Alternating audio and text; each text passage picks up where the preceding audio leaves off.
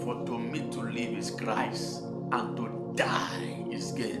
Philippians 1:21. There comes a time in the journey of a man when applause become noise, fame become empty, and ambition loses its taste. Because beyond the pursuit of things, the soul of a man was designed for one reality, for God Himself. We are living in a generation that has learned how to use God to build platforms, but has forgotten how to die at this altar. A generation obsessed with visibility, but bankrupt in intimacy.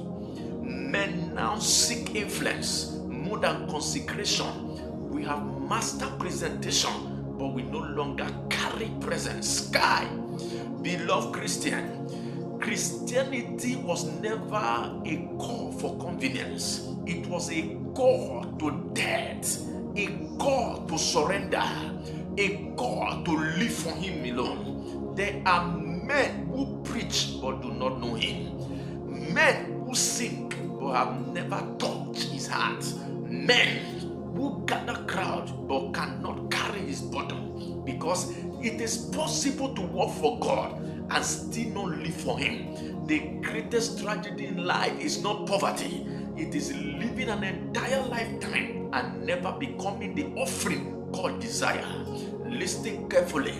God is not looking for gifted men first.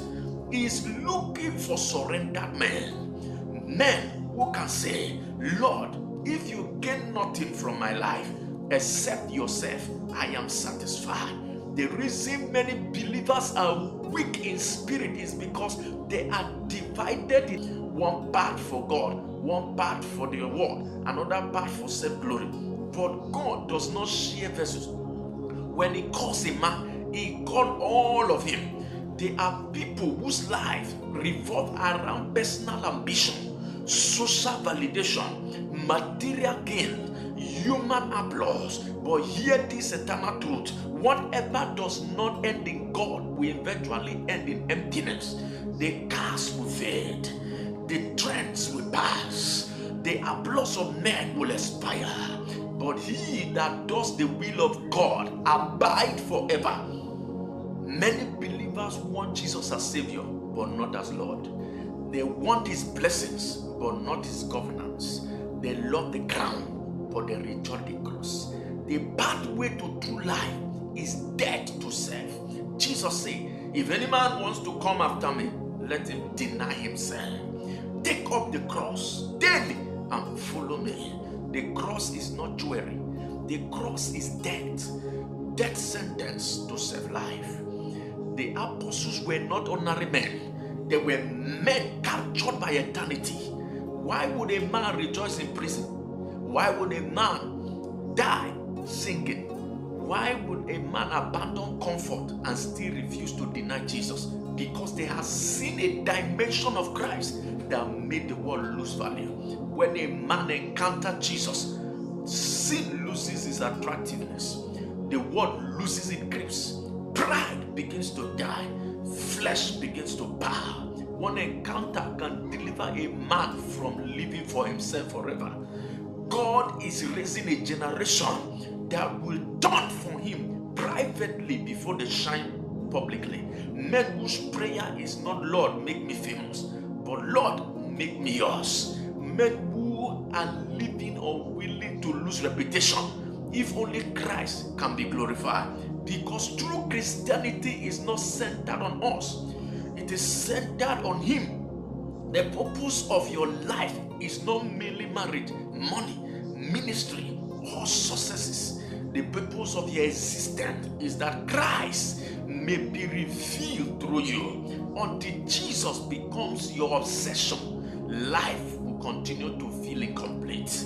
One day, this life will end. The crown will disappear. The crown will disappear. Titles will vanish. Achievement will fail. And only one question will matter: did you live for Him? Not did you people know you, not did people know you. Did you become successful? Did you trend online? But did your life bring pleasure to Jesus? Can heaven look upon your life and say, this man live for me, this woman carry my burden, this vessel do not waste my investment? Beloved, the time has come to return to the altar, to weep again, to pray again, to surrender again, to born again, because Jesus is not seeking fans, he is seeking living sacrifice. May God raise men who cannot be bought by fame, men who cannot be corrupted by applause, men who would rather die unknown than live without his presence. May our generation not merely talk about Jesus, may we live for him alone. And when our days are over here on earth, may heaven testify that Christ was seen in us. He died for us, that where which live should not henceforth live unto themselves, but unto him who died